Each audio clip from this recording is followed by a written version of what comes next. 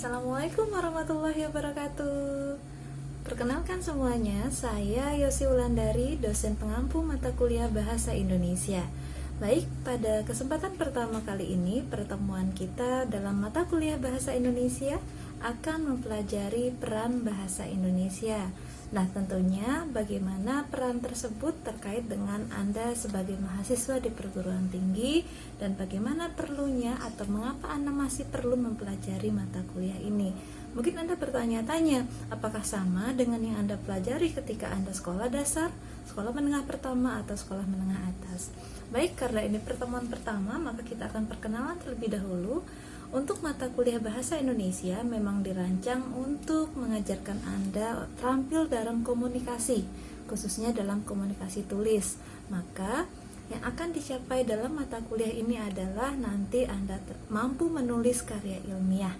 Maka pembelajaran ini menjadi sangat penting sebagai seorang mahasiswa, sebagai akademisi agar mampu menulis dengan baik sebagai wujudnya seorang mahasiswa. Baik, selanjutnya terkait dengan perkuliahan. Nah, aktivitas perkuliahan yang akan kita laksanakan karena berbasis daring ataupun blended nanti, ataupun apa aktivitas yang akan diikuti, pembelajaran tetap ada pertemuan materi-materi pertemuan pada tiap minggunya. Berarti ada tatap muka. Nah, namanya tatap muka, nanti tentu ada tugas terstruktur dan ada belajar mandiri. Nah, aktivitas-aktivitas itu sesuai dengan beban SKS yang sudah Anda ambil. Tentu sudah tahu ya apa itu SKS, satuan kredit semester, yang harus Anda tempuh pada setiap mata kuliah tertentu. Jadi, kalau sudah mengambil berapa SKS, maka tentu harus bertanggung jawab menyelesaikan SKS tersebut. Nah, aktivitas lain selain kita melakukan perkuliahan secara daring ataupun blended, karena sekarang masih daring dulu ya, kemudian nanti Anda akan menggunakan platform e-learning. Jadi UAD punya pembelajaran berbasis e-learning. Nanti ini juga selain Anda mengamati pembelajaran lewat video atau dari YouTube yang sudah Anda tonton sekarang, Anda juga akan mengakses materi-materi pembelajaran via e-learning saya. Nah, terkait tugas dan pengumpulan juga melalui hal tersebut. Jadi nanti silakan tetap mengamati apa saja informasi-informasi terkait diskusi ataupun nanti soal-soal yang terkait dengan pembelajaran yang akan diikuti.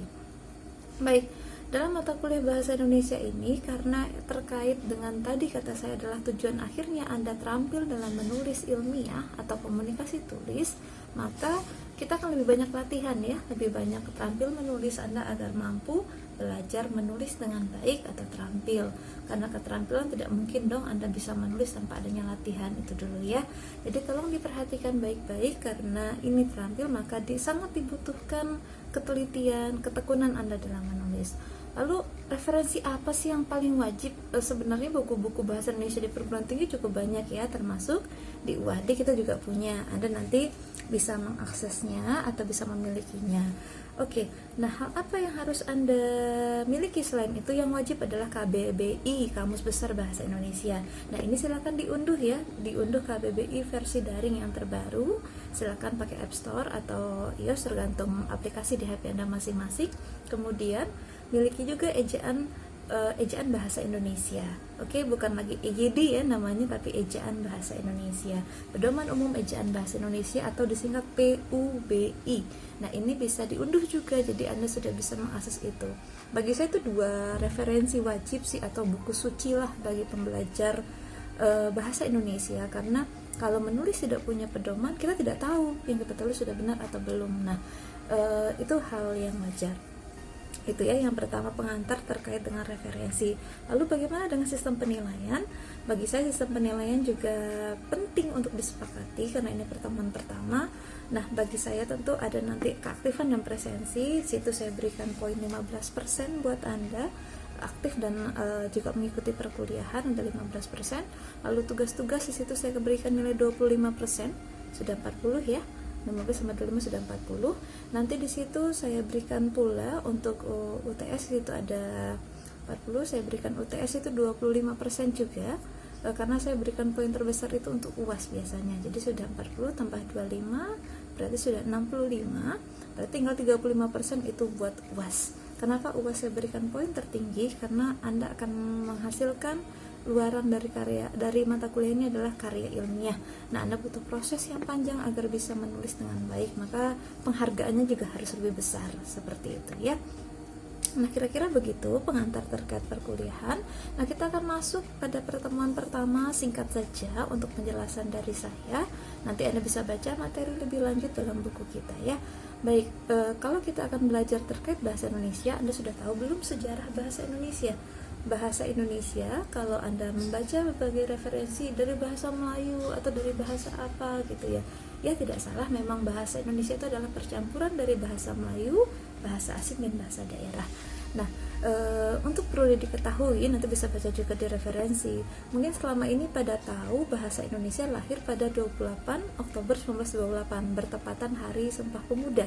Itu tidak salah, tapi itu disahkannya ya pada masa Kongres. Kalau Anda membaca lebih lanjut sejarahnya, itu ada 4 pendekar, salah satunya adalah M. Tabrani, ada Ki Dewantara, yang pertama kali telah merumuskan pada tanggal 2 Mei 1926 bahwa pada waktu itu sudah dikatakan lahirnya bahasa Indonesia, ditetapkanlah bahasa Indonesia untuk bisa digunakan sebagai ajang pemersatu. Jadi tadi saya sudah menyinggung di awal peran apa, mengapa bahasa Indonesia ini begitu penting untuk Anda ketahui. Bahasa Indonesia itu memiliki peran yang sangat penting bagi bangsa kita karena salah satu alat yang pertama kali untuk menyatukan kita. Anda yang dari Kalimantan, Sumatera, Sulawesi sekarang, Anda bisa memahami apa yang saya katakan karena kita punya bahasa Indonesia. Nah, selain itu, bahasa itu adalah jati diri. Maka kalau kita menghargai bangsa, orang yang menghargai bangsanya, orang yang menghargai sejarah, termasuk orang yang mau belajar berbahasa. Beberapa waktu ini kita disibukkan dengan banyak ada hal kasus yang melaporkan penggunaan kata anjay ya. Ini perlu digarisbawahi, ada yang salahkah dengan kata itu? Ini masih banyak perdebatan. Nanti Anda bisa belajar dan berdiskusi. Kita punya ragam bahasa, kita punya variasi bahasa. Yang terpenting itu berbahasa yang baik dan benar. Apa yang baik? Bahasa yang berbaik ini sesuai dengan situasi dan kondisi ya, berbagai situasi dan kondisi. Jadi kalau Anda berbahasa dengan orang tua kan nggak mungkin "Hai bro, bagi duit dong", nggak mungkin. Anda nggak mungkin berbahasa seperti itu dengan guru Anda, termasuk dengan kata-kata tadi. Dulu kan juga banyak ya kata-katanya, bukan anjay saja yang muncul dulu, kata-kata slang-slang lainnya juga sudah banyak bermunculan. Tapi ya itu tadi, tergantung konteks dan penggunaan bahasa yang baik. Kan nggak mungkin ke pasar, "Ibu tukang sayur yang terhormat, izinkanlah saya membeli 1 kilo kentang ini", kan tidak mungkin ya. Jadi konteksnya harus jelas.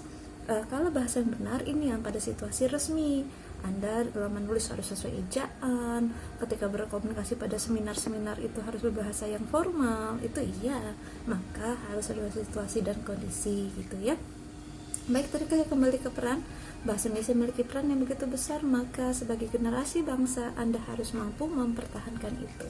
Menurut saya, hal penting yang perlu dikritisi adalah bagaimana penulisan bahasa di tempat-tempat umum. Sekarang saya tahu, tanya dulu pada Anda, bisa dijawab masing-masing ya. Coba Anda tahunya kata bakunya resiko atau risiko? Nah, ya, coba dipikirkan. Nah, kalau Anda sudah lihat, Anda mungkin banyak yang jawab kata resiko, padahal tidak betul-betul. Yang betul-betul risiko. Nah, dengan seperti itu saja salah satu contoh, kita juga bisa lihat fotokopi, tulisan yang muncul apa? Fotocopai kan? Nah, itu kan salah, tidak sesuai dengan ejaan. Nah, sebenarnya harusnya kita sama-sama sepakati adalah bagaimana di tempat-tempat umum tertulis bahasa sesuai dengan ejaan bahasa Indonesia yang benar, sehingga masyarakat tahu bagaimana bahasa yang baik. Di tempat umum boleh ditulis dengan bahasa asing karena kita ada turis yang atau datang, ada warga negara asing di negara kita, tapi dahulukan bahasa Indonesia. Jangan open dulu tapi buka dulu, misal seperti itu. Nah, sekilas itu pengantar dari saya. Nanti silakan Anda baca lebih lanjut apa itu sejarah, fungsi, dan peran bahasa Indonesia lebih lanjut. Yang pastinya bahasa Indonesia memiliki peran yang sangat besar dalam dunia pendidikan, dalam budaya, dan dalam berbagai aspek kehidupan. Kita bisa mengenal budaya, kita bisa berkomunikasi dalam dunia pendidikan, kita bisa mengetahui banyak hal, khusus di negara kita adalah karena kita punya bahasa. Kita punya bahasa persatuan. Ingat, bahasa ini juga lah yang membuat berbagai warga negara atau negara lain itu cukup iri dengan kita. Apa yang bisa menyatukan Indonesia? Kita punya terdiri dari suku bangsa yang banyak, kita dari berbeda agama, tapi kita bisa bersatu. Inilah keunikan kita sebenarnya yang perlu kita jaga, perlu kita lestarikan. Nah, mari para dahlan muda yang sudah bergabung di Universitas Ahmad Dahlan ini, Anda saya yakin juga menjadi pelopor-pelopor yang akan bisa mempunyai gagasan-gagasan baru. Apapun keilmuan Anda, apapun yang sedang Anda pelajari dalam keilmuan yang sedang Anda tempuh sekarang, mari kita sama-sama memperkuat jati diri bangsa kita lewat mempelajari bahasa dengan baik. Dan pastinya Anda lihat, orang yang mampu berbahasa yang baik akan terlihat lebih pintar. Maka kalau Anda ingin terlihat pintar, mampulah berbahasa dengan baik. Bukan berarti yang tidak berbahasa dalam konteks lain ya, tapi berbahasa ilmiah maksud saya. Sebagai warga akademik, maka cobalah kita belajar menulis yang baik, ilmu bahasa dengan ilmiah yang baik. Tentu akan apa yang kita pikirkan, gagasan yang kita miliki akan mudah diterima oleh orang lain. Baik, demikian untuk pengantar dari saya. Kita bertemu lagi pada video selanjutnya ataupun teknis selanjut pertemuan lainnya. Jangan lupa selalu amati e-learning. Nanti segala informasi juga akan dibahas dalam WA grup perkuliahan. Seperti itu. Semoga sehat selalu dan tetap semangat mengikuti perkuliahan. Wassalamualaikum warahmatullahi wabarakatuh.